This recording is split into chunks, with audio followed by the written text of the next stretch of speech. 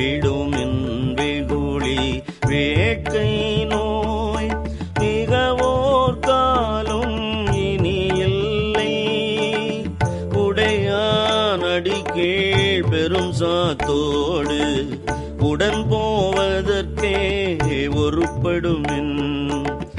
அடைவோம் நாம் போய் சிவபுரத்துள் அணியார் கதவது அடையாமே. புடைவட்டு உருகி போற்றுவோம் புயங்கண் ஆழ்வான் புகழ்களையே.